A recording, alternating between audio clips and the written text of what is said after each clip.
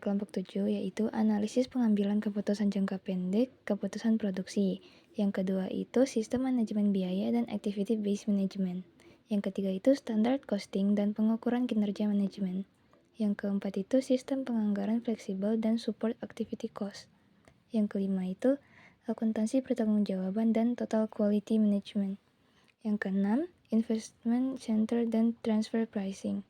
Yang ketujuh atau yang terakhir itu hybrid product costing. Kita akan lanjut ke materi pertama, yaitu analisis pengambilan keputusan jangka pendek, keputusan produksi. Apa sih itu pengambilan keputusan jangka pendek? Pengambilan keputusan jangka pendek atau tactical decision making merupakan pengambilan keputusan berskala kecil dengan tujuan memilih di antara beberapa alternatif strategi untuk mencapai keunggulan kompetitif yang jangka panjang. Menurut Mulyadi, 2008-126, terdapat 4 kategori keputusan jangka pendek. Yang pertama itu membeli dan membuat sendiri atau make or buy decision. Yang kedua itu menjual atau memproses lebih lanjut suatu produk atau sell or process further. Yang ketiga, menghentikan atau melanjutkan produksi produk tertentu atau stop or continue product line. Yang terakhir itu menerima atau menolak pesanan khusus, special order decision. Jenis keputusan manajemen.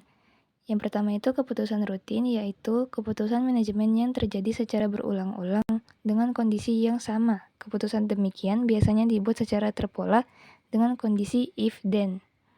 Yang kedua itu keputusan khusus, yaitu keputusan manajemen yang tidak rutin terjadi. Keputusan ini menyangkut masalah spesifik atau khusus, sehingga untuk memutuskannya diperlukan informasi analisis yang seksama.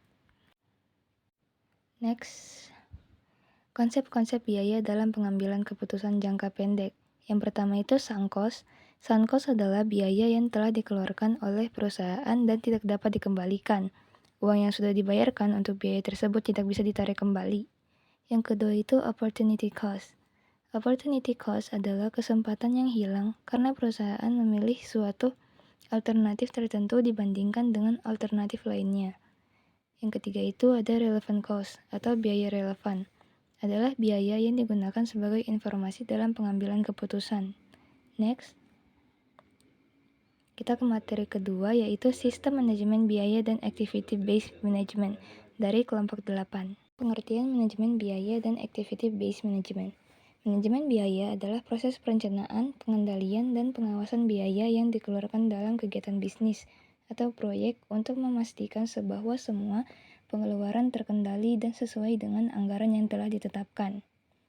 Activity based management adalah suatu pendekatan yang terintegrasi di seluruh sistem yang memfokuskan perhatian manajemen pada berbagai aktivitas yang bertujuan meningkatkan nilai bagi pelanggan dan laba yang dihasilkan. Yang pertama itu perencanaan dan penganggaran biaya. Yang kedua itu penentuan struktur biaya dan penggunaan metode perhitungan biaya yang tetap. Yang ketiga itu ada pengendalian dan pemantauan biaya. Yang keempat itu analisis variansi dan evaluasi efisiensi. Yang kelima itu peningkatan efisiensi melalui eliminasi biaya yang tidak bernilai tambah. Penggunaan teknologi untuk mendukung pengendalian biaya. Yang keenam. Yang ketujuh ada pelatihan dan budaya kesadaran biaya dalam organisasi. Next, di manfaat activity based management. Yang pertama itu pengurangan biaya atau cost reduction. Activity based management dapat membantu perusahaan mengurangi biaya operasional dan meningkatkan keuntungan. Efisiensi. DANFA 2019, efisiensi merupakan suatu ukuran keberhasilan yang dinilai dari segi besarnya sumber atau biaya untuk mencapai hasil dari kegiatan yang dijalankan. Yang ketiga itu ada perusahaan hotel sebagai contohnya. Penerapan activity based management mampu membantu perusahaan perhotelan memperoleh informasi yang relevan dan sistem manajemen biaya. Next, manfaat yang diperoleh dengan menggunakan activity based management. Yang pertama itu fokus yang lebih tajam pada prospek yang lebih tinggi. Yang kedua itu personalisasi yang lebih baik. Yang keempat itu ada peningkatan kolaborasi antara tim pemasaran dan penjualan. Yang terakhir itu ada ROI yang lebih tinggi. Standar costing atau biaya standar adalah metode akuntansi biaya yang digunakan untuk mengukur dan mengendalikan biaya produksi. Standar costing atau biaya standar adalah metode akuntansi biaya yang digunakan untuk mengukur dan mengendalikan biaya produksi dengan membandingkan biaya aktual dengan biaya standar yang telah ditentukan sebelumnya. Next itu, pengukuran tenaga kerja dapat didefinisikan sebagai evaluasi sistematis terhadap produktivitas, evaluasi, dan efektivitas karyawan dalam melaksanakan tugasnya. Jenis-jenis biaya standar. Yang pertama itu standar teoritis, yang kedua itu standar biaya waktu yang lalu, yang ketiga itu standar normal, terakhir standar pelaksanaan terbaik. Next, penentuan biaya standar. Menurut Mulyadi, 1992-419, prosedur penentuan biaya standar dibagi menjadi 3 bagian. Yang pertama itu biaya bahan baku standar. Yang kedua itu biaya tenaga kerja standar. Yang ketiga itu biaya overhead pabrik standar. Materi yang keempat, yaitu sistem penganggaran fleksibel dan support activity cost. Pengertian sistem penganggaran fleksibel dan support activity cost. Anggaran biaya fleksibel adalah schedule biaya yang menunjukkan bagaimana masing-masing biaya akan berubah dengan perubahan volume, output atau aktivitas. Support activity cost yakni alokasi biaya departemen pendukung digunakan untuk menentukan harga jual produk atau jasa, mengevaluasi kinerja operasional, dan dalam perencanaan dan pengendalian biaya. Next itu membuat anggaran fleksibel. Yang pertama itu kita identifikasi dulu biaya tetap dan biaya variabel dari perusahaan. Yang kedua itu pisahkan keseluruhan biaya tersebut pada tingkat variabel per unit kegiatan. Ketiga itu tentukan berapa banyak yang harus dibelanjakan untuk berbagai pengeluaran yang terjadi selama periode tertentu. Yang keempat itu hitung aktivitas pembiayaan bisnis yang berbeda. Yang kelima, identifikasi biaya mana saja yang masuk ke dalam kategori variabel dan tetap. Kelebihan yang pertama itu dapat mengontrol anggaran utama dengan lebih baik. Yang kedua itu dapat memprediksi dampak perubahan volume yang mempengaruhi pendapatan dan pengeluaran. Yang ketiga itu dapat memberikan rincian terhadap aktivitas utama. Yang terakhir itu dapat menghitung berbagai tingkat pengeluaran untuk biaya variabel. Next itu ada kelemahan anggaran fleksibel. Yang pertama itu asumsi yang diambil dari anggaran fleksibel terkadang tidak akurat. Yang kedua, pengerjaan anggaran fleksibel akan lebih lama daripada pengerjaan anggaran tetap. Yang ketiga itu memerlukan dasar dan kemampuan tersendiri agar penganggaran dananya bisa jalan dengan lancar dan tidak ada kesalahan fatal di dalamnya. Yang keempat itu, anggaran fleksibel tidak dapat digunakan untuk menghitung biaya tetap. Nah, varian-varian anggaran fleksibel itu ada 4. Yang pertama itu varian aktivitas. Yang kedua itu varian pendapatan dan pengeluaran. Yang ketiga itu laporan kinerja kombinasi antara varian aktivitas dan varian pendapatan dan pengeluaran. Yang terakhir itu ada laporan kinerja dalam organisasi nirlaba. Next, anggaran fleksibel dengan berbagai pemicu biaya. Pemicu biaya dalam anggaran fleksibel dapat bervariasi tergantung pada jenis bisnis dan aktivitas operasional perusahaan. Contoh pemicu biaya yang dapat diidentifikasi dalam anggaran fleksibel antara lain biaya tetap seperti sewa, gaji karyawan, dan biaya bunga, serta biaya variabel seperti biaya bahan baku, biaya tenaga kerja langsung, dan biaya overhead variabel. Next itu ada kesalahan umum anggaran fleksibel. Tidak memahami kesalahan umum dalam menyusun laporan kinerja. Yang kedua itu menetapkan proyeksi yang berlebihan atau tidak realistis. Yang ketiga itu mengabaikan kebutuhan anggaran secara utuh. Yang keempat itu mengasumsikan pendapatan memiliki aliran kas positif. Yang kelima itu menghabiskan uang yang sesungguhnya belum dimiliki. Yang keenam itu tidak mengidentifikasi biaya mana yang variabel dan biaya mana yang tetap.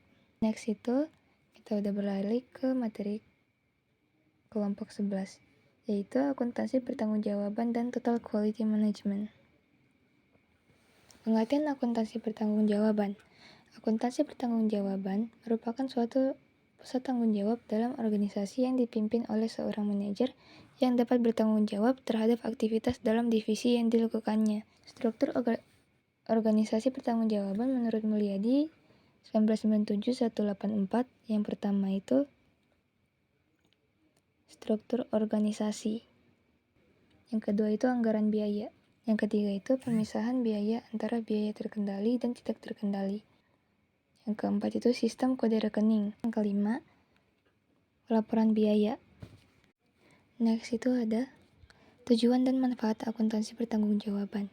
Tujuan penerapan akuntansi pertanggungjawaban menurut Hansen 2013-558 dalam Rabin 2021 dijelaskan bahwa akuntansi pertanggungjawaban bermaksud menularkan perbuatan dengan aturan, maka individu atau agenda perusahaan akan diselaraskan guna memperoleh target bersama.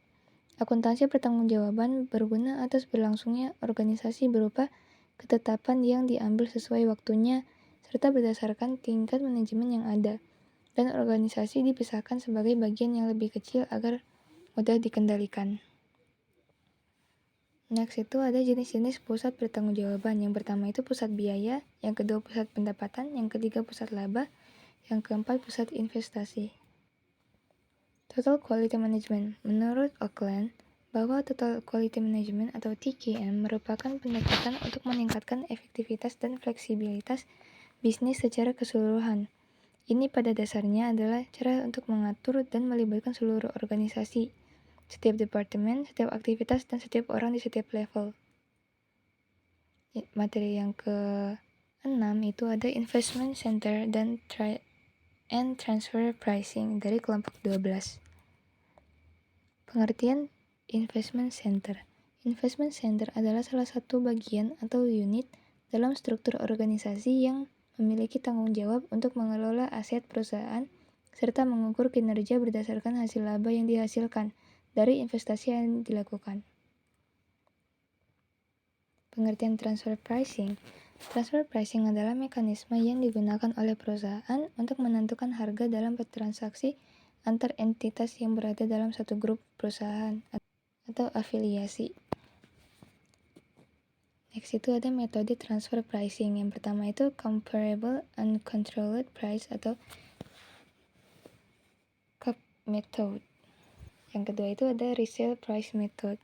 Yang ketiga itu ada Cost Plus method. Yang keempat itu ada Transactional Net Margin method atau TNMM. Yang terakhir itu ada Profit Split method.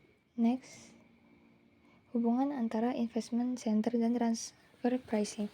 Yang pertama itu investment center sebagai unit akuntabilitas. Yang kedua itu transfer pricing sebagai instrumen alokasi sumber daya.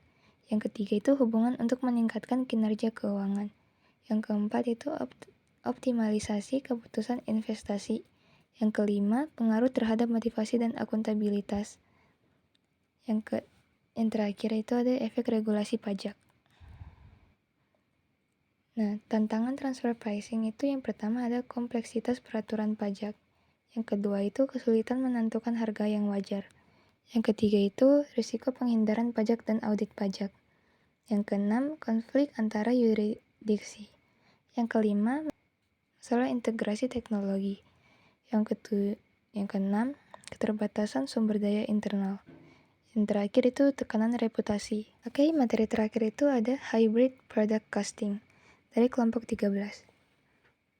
Pengertian Hybrid Product Costing. Hybrid Product Costing adalah metode penghitungan biaya produk yang menggabungkan dua pendekatan utama dalam sistem biaya, yaitu Job Order Costing dan Process Costing. Sistem Job Order Costing, biaya dihitung berdasarkan pesanan atau proyek tertentu.